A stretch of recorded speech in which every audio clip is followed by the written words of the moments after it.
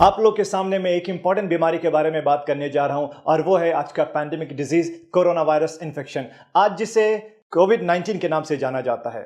ये pandemic disease जिसे हिंदी में महामारी कहते हैं। आप लोगों ने सुना होगा किसी जमाने में कि पूरे मुल्क में हैजा फैल गया है या पूरे मुल्क में प्लेग फैल गया है। ये सब अपने आप में एक महामारी थे। उसी तरह से आज के टाइम की महामारी ये कोरोना वायरस डिजीज है। सोशल मीडिया, व्हाट्सएप, फेसबुक के जरिए हमारे पास बहुत सारे इंफॉर्मेशन है ये कोरोना वायरस के बारे में। इसमें कुछ सही है और कुछ गलत।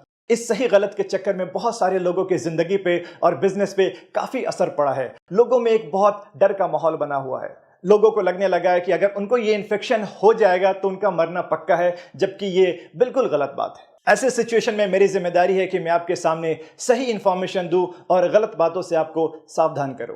आइए समझते हैं इस वायरस के बारे में। जो सबसे पहला केस दुनिया के सामने आया वो वुहान शहर से, जो चाइना में पड़ता है। जब आउटब्रेक हुआ था तो उस टाइम कुछ लोग वहां पे गए हुए थे, कुछ लोग बिजनेस के लिए, कुछ एजुकेशन के लिए और कुछ लोग घूमने के लिए। सेम टाइम पे जब वो वापस आए, एक मुल्क से दूसरे मुल्क से तीसरे मुल्क, और इस तरह से पूरे दुनिया में ये इन्फेक्शन फैलता गया। सबसे पहला सवाल कि ये बीमारी फैलती कैसे है। आपको बता दो, ये बीमारी क्लोज कांटेक्ट से फैलती है, सांस के जरिए। ये एक रेस्पिरेटरी डिजीज है। ये वायरस हमारे नाक से होते हुए सीधे लंग्स में पहुंचता है। आप इस वायरस के स्ट्रक्चर को देखिए, इसमें कुछ स्पाइक्स जैसे नुकीली चीजें हैं और साथ में हमारे लंग्स का फोटो देखिए, कितने ब्रांचेस बने हुए। ये वायरस सीधे नाक के रास्ते से होते हुए हमारे लंग्स में जाता है और आसानी से चिपक जाता है। ये वहीं पे मल्टीप्लाई होता है, उसके बाद से नुकसान पहुंचाना स्टार्ट करता है। तो यहाँ पे साफ मतलब है कि जो ज्यादातर सिम्टम्स हमारे पास में आते हैं वो लंग्स से रिलेटेड होते हैं। और ये वायरस अगर आपके खाने के साथ पेट में जाए तो पेट में एसिड प्रोडक्शन होता है खाना पचाने के लिए, जिससे ये वायरस मर जाता है। तो इसका मतलब ये हुआ कि खाने से ये वायरस नहीं फैलता है। एक बहुत बड़ा कंफ्यूजन है लोगों में कि क्या नॉनवेज खाने से भी ये वायरस फैलता है। मैं आपको बता दूं, बिल्कुल नहीं फैलता है। आउटब्रेक जब हुआ था वुहान से, तो वहां पे एक सी फूड मार्केट है। अब वो सी फूड मार्केट में एक साथ काफी सारे लाइव एनिमल्स, जिंदा जानवर और फिश जैसे सी फूड मिलते हैं। रिसर्च के हिसाब से एक एनिमल वायरस और एक ह्यूमन वायरस मिलकर के म्यूटेशन हुआ और एक नया वायरस बन गया। तो इसलिए हम इसे नोवेल कोरोना वायरस भी कहते हैं। अभी के टाइम पे ये पूरा का पूरा ह्यूमन वायरस है और सिर्फ इंसान से इंसान में फैलता है।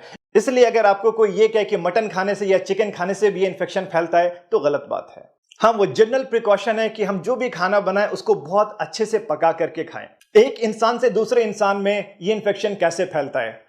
आप मान लो ये इन्फेक्शन मुझे हो चुका है और मुझे खांसी होना स्टार्ट हो चुका है, तो मेरे खांसी करने के दो तरीके होंगे। एक तो मैंने हवा में खांसी किया और दूसरा मैंने अपने हाथों पे खांसी किया।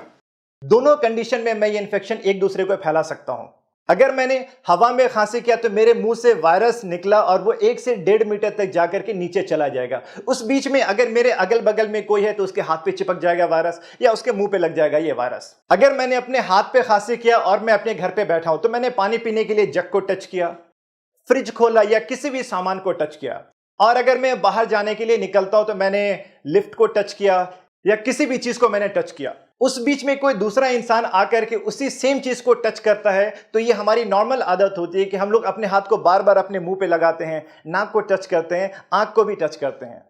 तो इससे आसानी से ये इन्फेक्शन उस इंसान को भी हो जाएगा। नाक पे वायरस गया, नाक से होते हुए सीधे लंग्स में चला जाएगा। लोगों में ये भी कंफ्यूजन है, ये वायरस हवा में भी उड़ता है क्या। आपको बता दूं कि ये वायरस हवा में नहीं उड़ता है। आपको जैसे मैंने बताया कि मैंने खांसी किया तो मेरे मुंह से वायरस निकल के 1 से 1.5 मीटर तक जाकर के नीचे चला जाता है।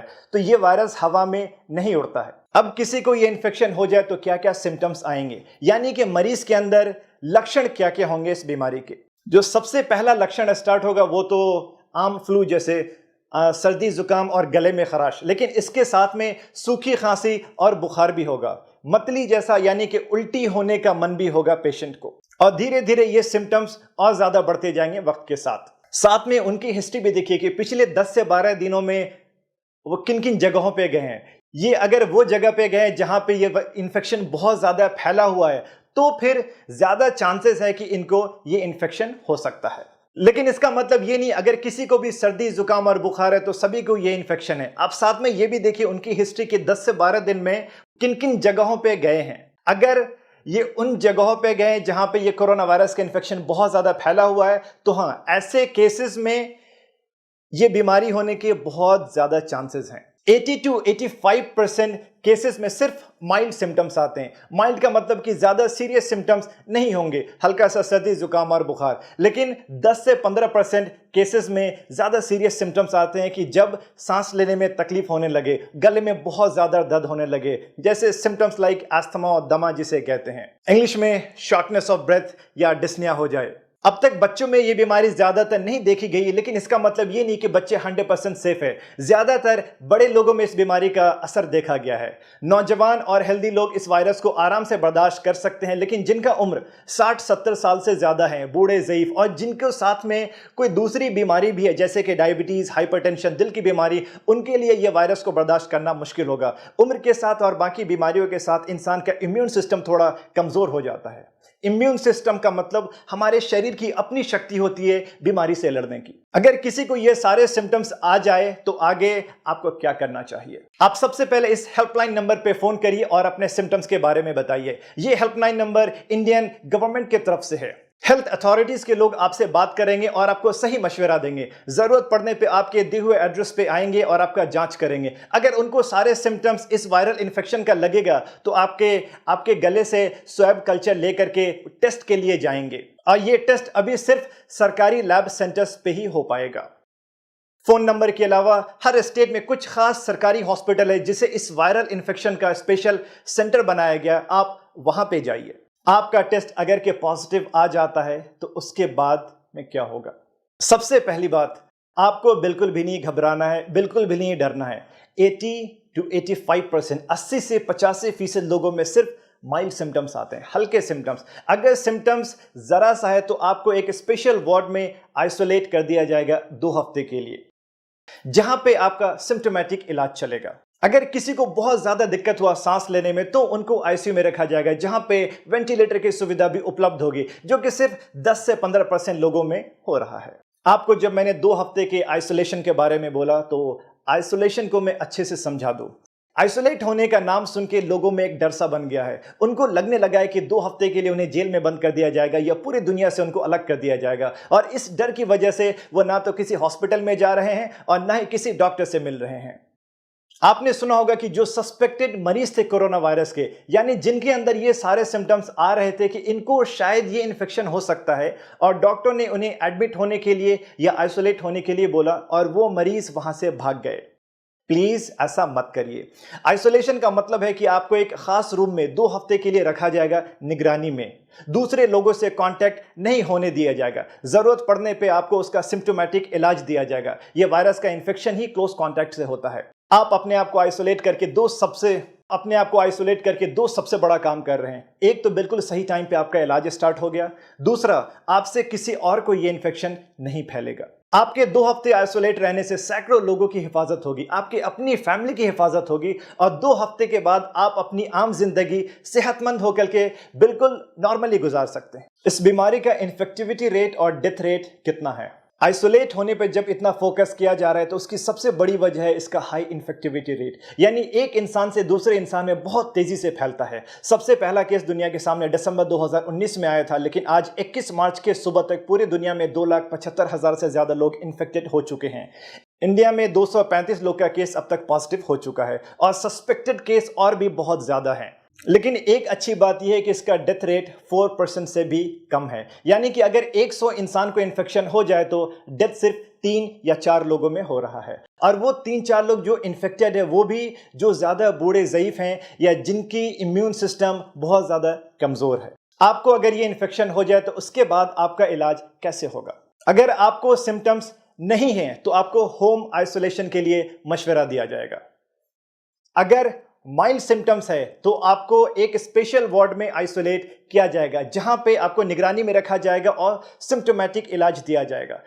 सिम्टोमेटिक इलाज का मतलब है कि आपको जो भी तकलीफ है वो तकलीफ को कम करने की दवा दी जाएगी। अगर आपको बुखार है तो बुखार की दवा दी जाएगी, खांसी है तो खांसी की दवा दी जाएगी, या उल्टी हो रहा है तो उल्टी के लिए दवा, पेट में दर्द है तो पेट दर्द की दवा। अगर केस बहुत ज्यादा सीरियस है, यानी कि सांस लेने में दिक्कत होने लगी है, सांस की प्रॉब्लम है, तो ही ऐसे सिचुएशन में आईसीयू की जरूरत पड़ेगी। अभी 100% कोई भी स्पेसिफिक मेडिसिन या वैक्सीन मार्केट में नहीं आया है। अब इस बीमारी को आगे फैलने से कैसे रोका जाए? आपको जैसे मैंने बताया कि इसका इन्फेक्टिविटी रेट बहुत ज़्यादा है, यानी 1 से 2, 2 से 4 और 4 से 8 बहुत आसानी से फैलता है।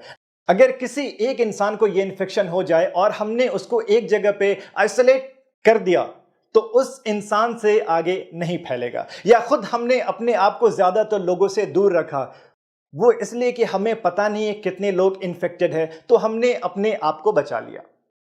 ये आइसोलेशन और ये दूरियां ही इस इन्फेक्शन को आगे फैलाने से रोकेगा। आगे हमें क्या क्या प्रिकॉशंस लेने चाहिए? सबसे पहला, लाइफस्टाइल मॉडिफिकेशंस। हर बात पे हम लोग अपना हाथ मुंह पे लगाते हैं, नाक को टच करते हैं। ये आदत हमें बंद करना होगा। अपने हाथ को मुंह पे मत लगाइए। खांसी हाथ पे करते थे पहले, अब अपने बाजू पे करिए। ये वो जगह है जहां पे आप आसानी से टच भी नहीं करते हैं और आसानी से बाद में आप अपने कपड़े को भी बदल सकते हैं। आपको अगर सर्दी जुकाम है तो प्लीज मास्क पहनिए ताकि दूसरे को इन्फेक्शन ना फैले। मास्क गीला होते ही बदल लीजिए। आपको मास्क के बारे में बताता चलूं कि जो जनरल मास्क है उससे 100% सेफ्टी नहीं है।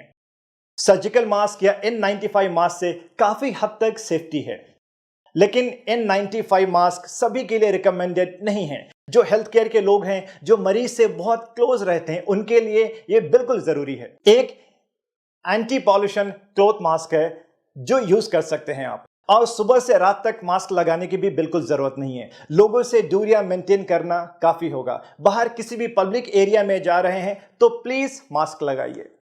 हाइजीन मेंटेन करिए, लगातार हाथ धोते रहिए सैनिटाइजर से या साबुन से हर 3-4 घंटे पे। सैनिटाइजर शायद हर किसी के पास में ना हो, लेकिन साबुन हर जगह पे है। अगर आप बाहर के एरिया से अपने घर के अंदर जाते हैं तो प्लीज अपने सारे कपड़े बदल लीजिए। हाथ और मुंह को बहुत अच्छे से धोइए। भीड़ में जाने से अपने आप को रोकिए, वो शादी की भीड़ हो, राजनीतिक भीड़ हो या कोई धार्मिक भीड़ हो। हाथ मिलाना और गले मिलना अभी बंद करिए। हर इंसान से 2-3 मीटर की दूरियां मेंटेन करिए। ज्यादा अच्छा है कि अपने आप को कुछ दिनों के लिए लॉकडाउन कर लीजिए। अपने घर की सफाई सूखे झाड़ू से नहीं करिए, बल्कि सीधे पोछा लगाइए। वो इसलिए कि अगर एक इन्फेक्टेड इंसान ने खांसी किया तो वायरस 1 से 1.5 मीटर उड़ के नीचे जाता है और वो जमीन में लग जाता है। आपने अगर सूखा झाड़ू लगाया तो वो हवा में फिर से उड़ेगा और दूसरे को इन्फेक्शन फैलाएगा। तो ज्यादा अच्छा है कि सीधे आप मॉपिंग करिए, पोछा लगाइए डेटॉल या सेवलॉन के पानी से, और ज्यादा से ज्यादा पका हुआ खाना खाइए, गर्म पानी पीजिए। आपको मैं दोबारा रिमाइंड करा दूं कि 80% लोगों में सिर्फ माइल्ड सिम्टम्स आते हैं, तो क्या इस बीमारी को हल्के में लेना चाहिए? बिल्कुल भी नहीं। आप में से जो लोग हेल्दी हैं, यंग हैं, आपको इन्फेक्शन हुआ आप बर्दाश्त कर लेंगे, लेकिन आपके घर पे रहने वाले या अगल बगल में जो बूढ़े ज़ईफ लोग हैं या जिनका इम्यून सिस्टम कमज़ोर है, वो इस बीमारी को बर्दाश्त नहीं कर पाएंगे। ये इन्फेक्शन बहुत ही तेज़ी से फैल रहा है। जो हालत आप इटली के देख रहे हैं, न्यूज़ के ज़रिए, वो हालत हमारे हिंदुस्तान में ना फैले। आप अपनी हिफाजत खुद करिए। आपकी हिफाजत ही सबकी हिफाजत है। एक इंसान से दूसरे इंसान तक फैलने का जो चेन बन चुका है, हमें वो रोकना है।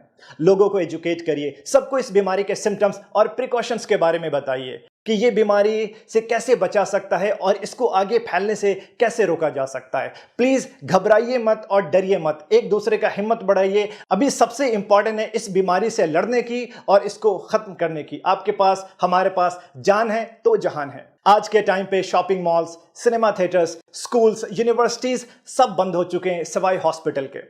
हॉस्पिटल में काम करने वाले doctors, nurses, lab technicians, ward boys, guards या जो भी स्टाफ्स हैं हॉस्पिटल के, उनके काम में सपोर्ट करिए और उनका शुक्रिया अदा करिए। ये वो लोग हैं जो अपनी जान को खतरे में डाल के हर किसी की हिफाजत कर रहे हैं। A big salute to all medical professionals. Health care administration से या हमारे सरकार के तरफ से जो भी इंस्ट्रक्शंस आते हैं, प्लीज उसको फॉलो करिए। इसी में हम सबकी भलाई है। आप सब लोग सेहतमंद रहिए, खुश रहिए और ये कोरोना वायरस से सेफ रहिए। Thank you so much.